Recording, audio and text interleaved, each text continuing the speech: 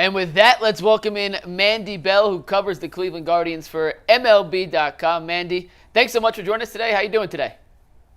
I'm good. How are you guys? We are doing well. We'd be better if the Guardians were winning and hitting the ball more than they have over the last few games. So I want to start right there, Mandy. What's going on with this offense, and how have the bats gotten so cold so quickly here? I mean, ups and downs are going to be expected throughout a long season like this, but I think that I think Austin Hedges said it best last night, where they're trying to respond right now to being a team that everyone is circling on their calendars, trying to make sure that they know exactly how to attack this team because they've been good. And so they haven't been able to make the adjustments of how strong some opponents are attacking them right now. So it seems like everyone's gone cold at the same time. And whenever that happens, everyone's trying to be the guy who's going to break the whole team out of the slump. And then everyone's pressing a little bit more. And it's just this domino effect. So I think that they just sort of need to figure out how to slow it all down and allow it to come to them maybe a little bit more rather than trying to press for it to hurry up. But I know Guardians fans, at least from my mentions, are pressing the panic button just a little bit. Don't read your mentions. That's the best advice I can give. Don't ever read I your know. mentions. Cut them off. Realistically, a pitcher, starter or reliever, a hitter. I think that's doable at the trade deadline. I think that's realistic. I want your thoughts on that. And also, people are going to think I'm crazy. Randy Arozarena, Ahmed Rosario. Bring them back. Your thoughts? Wow. I wasn't expecting Ahmed Rosario to be thrown in today. So I mean, why not? I really wanted Bo Hey. Bichette. I really want Bo Bichette. Obviously, he's down again Yeah, with the not calf. now. Yeah. There's 100 different shortstop options out there that are better than what they've gotten so far. Obviously, there's a lot of synergy between the two organizations. The Rosarina feels a big need, and Rosario is a one-year stopgap just to get through the rest of the season and figure it out. You could do worse. Yeah, I agree. I think you could definitely do worse. And I think we've sort of seen it so far this year where they just haven't gotten the production from that position. So, yeah, I definitely think that anything, and I'm sure that they're well, they obviously know the problem. And so I wouldn't be surprised if there's moves even coming internally in the future so that they can try to find some sort of a fix right now. But yeah, I think that starting pitching is very obviously a need right now, especially when you're trying to check in on Tristan McKenzie or Logan Allen down in AAA, and you see Tristan McKenzie just had 7 walks, and that's not the progression you're looking for a quick return. So they need help in their rotation. They need a guy that you can actually know will go 6 innings and can try to save this bullpen so that the bullpen doesn't get so overworked that they're not as electric as they've been all year down the stretch, because they're going to need to be able to rely on them. So again, another domino effect. I do think that they're going to have to try to attack this starting pitching market. The question is just how big of a market is it? Are there going to be a lot of names out there? They are probably expecting this to be a little bit of a thin market and highly competitive. So I'm not quite sure if they're going to be able to find that perfect match. I know someone like Kikuchi is like what everyone has said that should be attainable. Maybe it could be, like you said, Bo Bichette was a name that I saw a lot of fans saying that they wanted, but obviously not now. So Randy Rosarena, how do you say no to that? So if they can make that happen, make that happen. It's just whether or not anything will actually transpire over the next couple of days. Well, Mandy, I'm trying to fix it within the organization. Is it time for them to give Kyle Manzardo another look up in the majors? I think it's a thing of just like, why not at this point? Because they're looking for an answer, and he could be, and he might not be, but right now is why not try anything? And so I wouldn't be surprised if he does get a call back up soon. It really wouldn't surprise me because, again, why not at this point? They're looking for someone to try to jumpstart this offense. They've been able to rely on Angel Martinez and John Kenzie Noel to try to bring some energy heading into the All-Star break. And now maybe they need youth again to try to pull them out of this. And Manzardo could be that guy. Manny, you spoke with Austin Hedges last night, so I have to ask this question because I was at the game, and the last thing I was expecting in the entire universe to happen with the bases loaded against Tariq Skubal was Austin Hedges to lay down a perfectly placed bunt down the third baseline. They lost the game, and I don't like reading when they lose sometimes, so I did not read your article, and I apologize, but did he Did he talk about that bunt and what went into it and whether or not it was just a call or what he saw? How'd that come to fruition? It was the most beautiful thing I've ever seen in my entire life. Yeah, not only bases loaded, but 2 outs. It was ridiculous. Like, no one in the building was expecting that. Even Stephen Vogt said that. He caught everyone off guard. But I had just said, look, one, if the third baseman's playing on the outfield grass, expect me to lay down a bunt every single time, because why not? He said, also, I'm facing one of the best pitchers in the world, and I thought that getting a bunt down would be easier to get a hit than to actually get a hit. And they needed a run there. They needed something. And Austin Hedges isn't known for his bat, so yeah, he's probably right to take that assumption that maybe a bunt would be easier. He's never been shy and bragging about his bunting skills. He's never shy about anything, so I think he was very confident in himself there, and it did get the run across. It just didn't spark the rally that he was hoping it would. Yeah, we love Austin here. We are a Austin Hedges stan show, if I do say so, for speaking for everyone here. Our producer, Ant, looks just like Austin Hedges, too. So when that works out, you have to. But back to the trade deadline and what's going to happen in the next week, Mandy.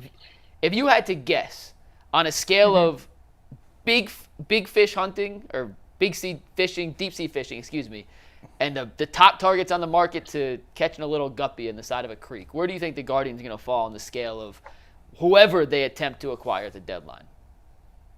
I just never in my brain do I associate the Guardians with the big fish. So I don't think I would ever just assume that.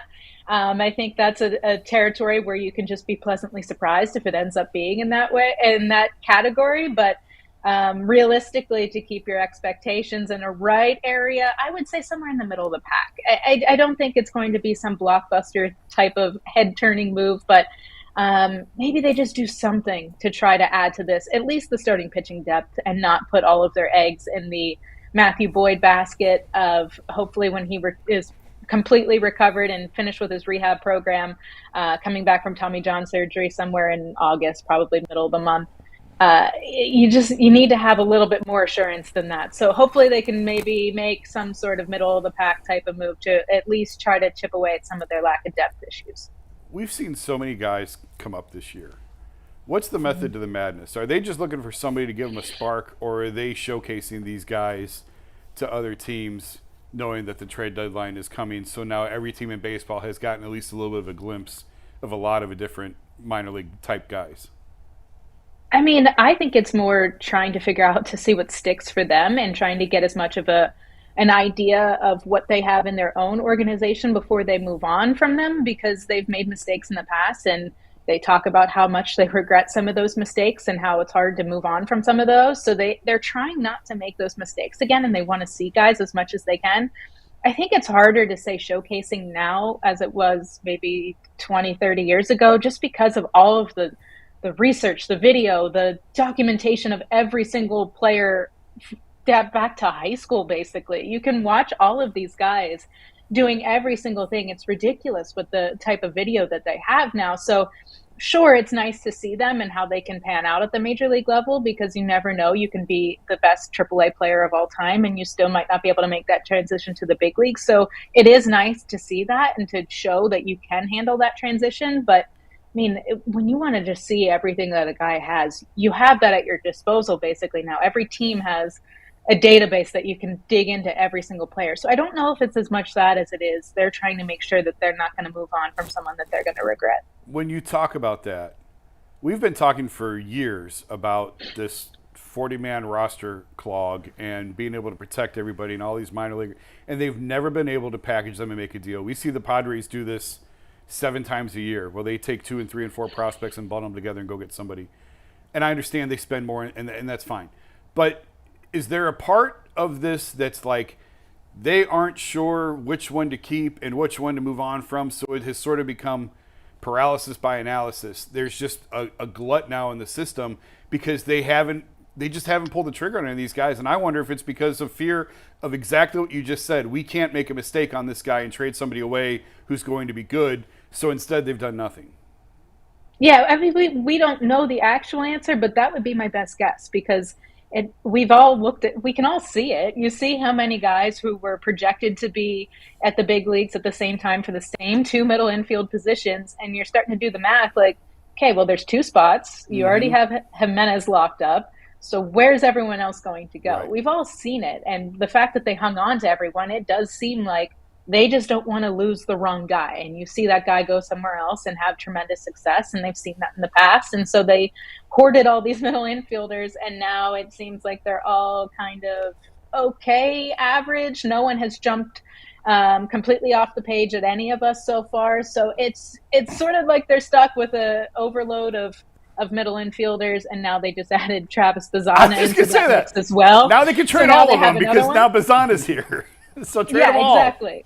If you're trying to get Bazzana up to the big leagues as soon as maybe like the end of next year or something like that, like there's no need to keep having all of these guys. So yeah, they have some middle infielders they could move if they would need to in a trade. They don't need all of these guys who are basically major league ready, if not borderline major league ready. Mandy, let's say the playoffs started today. Who is your starting shortstop and who is your starting right fielder? I'm glad the playoffs don't start today.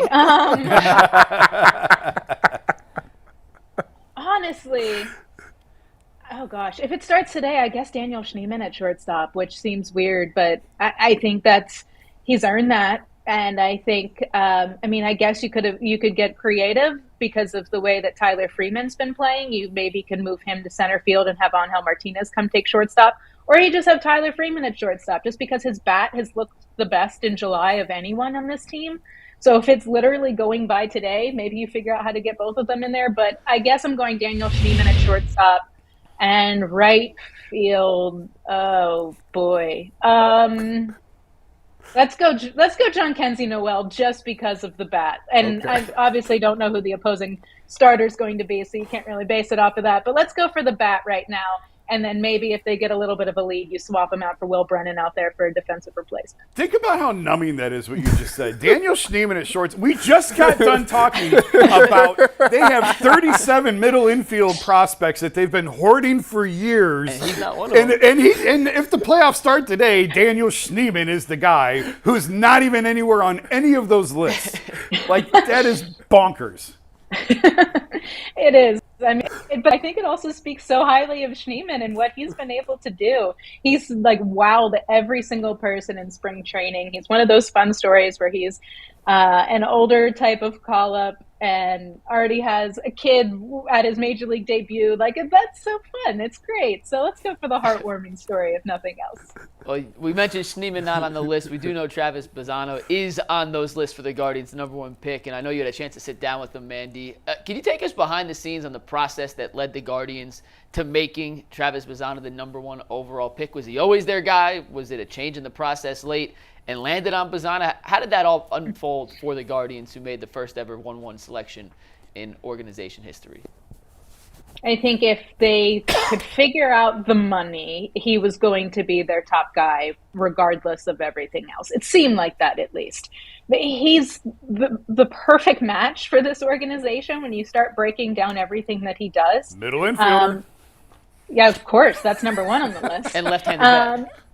And that, yes, #2 on the list. And then you also have the ridiculous contact ability, the off-the-charts plate discipline, which is what this organization obviously they are so attracted to. And then he also has some power threat, which is a nice addition, which hasn't been in this organization too often. So you have all of that coming together. It just seems like this is the match made in heaven for this team. So you have him.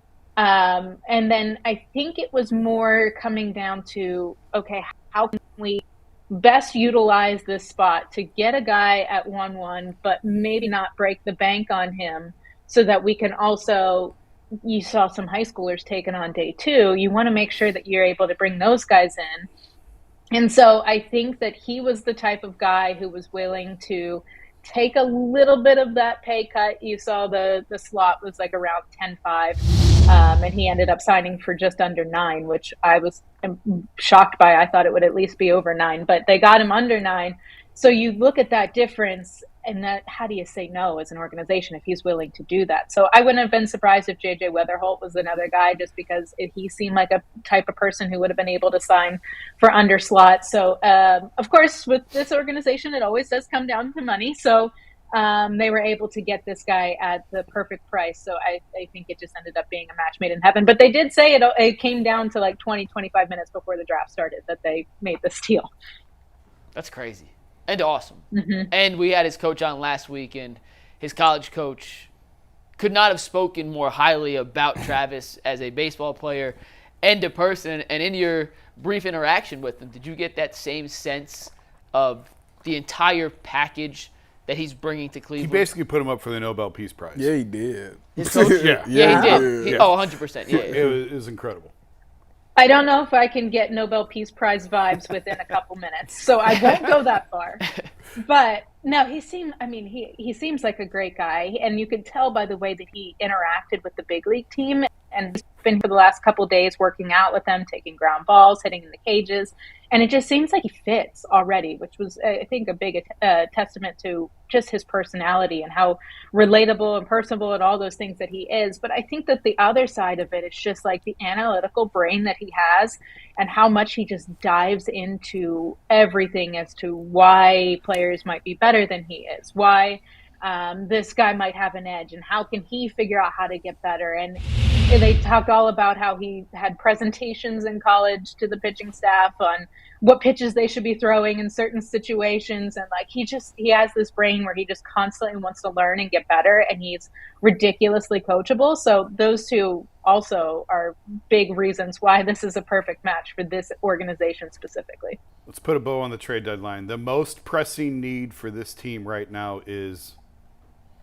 I mean, asked me 2 weeks ago and it would have easily been the rotation. And now you start thinking a little bit more about this offense. But I'm still going to stick with the rotation, because if you're only having Tanner Bybee be your guy one every 5 days, where you're going to have it be manageable, where you can have a guy get to the sixth inning, keep runners off the bases, like, if you have 4 of those 5 days that are question marks right now, and you're not sure if the starting pitcher is going to give up 6 runs, no matter how great your offense is, that's a lot of work. So I think right now it's still starting pitching. I know they have Matthew Boyd, but it's just so hard to just completely put all the eggs in that basket. Not sure how he's going to come back from Tommy John surgery. So I'm still saying starting pitch, but ask me in a couple more days if this offense stays quiet, and it might switch over to a bat. Awesome. Mandy Bell covers the Cleveland Guardians for MLB.com. Make sure you check out her work. Mandy, thanks so much for joining us, and we'll see you at the ballpark soon. All right. Thanks, guys. Thank you.